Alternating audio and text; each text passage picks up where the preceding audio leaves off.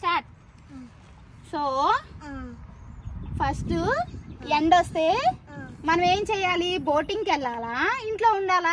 బోటింగ్కి వెళ్ళాలి. సో ఎండ వస్తే బోటింగ్కి వెళ్ళొచ్చు.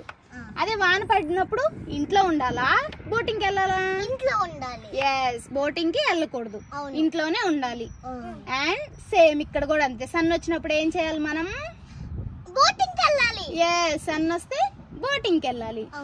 అదే టెంపరేచర్ బాగా తగ్గిపోయింది అనుకో, ఇందులో చూడు బాగా కిందకు ఉంది అంటే బాగా తక్కువ ఉన్నట్టు, అప్పుడు ఏం చేయాలి? బోటింగ్ కి వెళ్ళాలా, ఇంట్లో ఉండాలా? ఇంట్లో ఉండాలి. ఎస్, ఇంట్లో ఉండాలి. టెంపరేచర్ తక్కువ ఉంది అనుకో, జలుబు చేసి జ్వరాలు వస్తాయి కదా, అందుకని బయటకు వెళ్ళకూడదు, ఇంట్లోనే ఉండాలి, చలేసిద్ది కాబట్టి. ఎస్. అండ్ ఇదేమో వర్షం పడేప్పుడు మనం ఏం చేయాలి? బట్టలు ఆరపెట్టుకోవాలా, లేకపోతే ఈ స్వెటర్ చలి లేకుండా ఉంటాయి అలాంటి క్లాత్స్ వేసుకొని కూర్చోవాలా? ఇలాంటి క్లాత్ వేసుకొని కూర్చోవాలి కదా. బట్టలు ఆరపెట్టుకోకూడదు కదా, వర్షం పడేప్పుడు తడిచిపోతాయి కదా, అందుకని. సో వర్షం పడేప్పుడు బట్టలు ఆరపెట్టుకోవాలి. అదే బాగా గాలి కొడుతున్నప్పుడు ఏం చేయాలి మనం? బట్టలు ఆరబెట్టుకోవాలి. ఎస్, బాగా గాలి కొట్టేప్పుడు బట్టలు ఆరబెట్టుకోవాలి.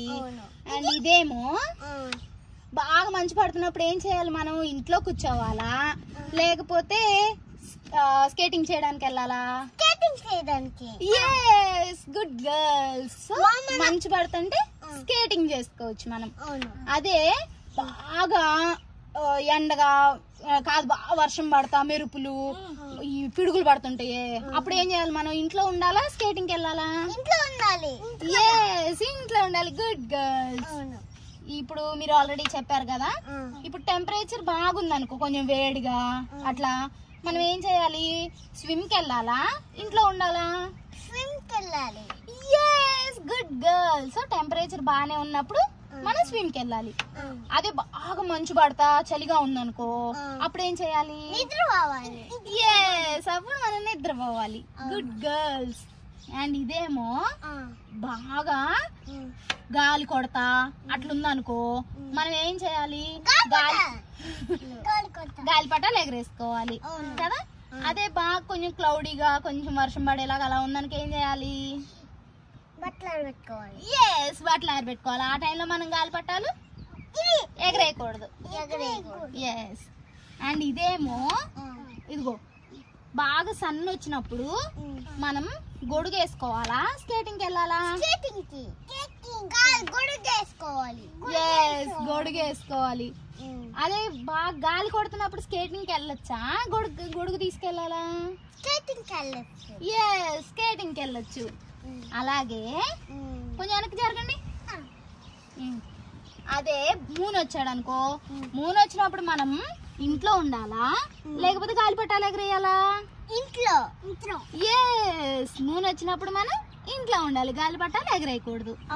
అదే టెంపరేచర్ బాగా మామూలుగా ఉందనుకో, అప్పుడు మనం గాలిపటాలు ఎగరేసుకోవచ్చా, ఇంట్లో ఉండాలా? గాలిపటాలు ఎగరేసుకోవాలి.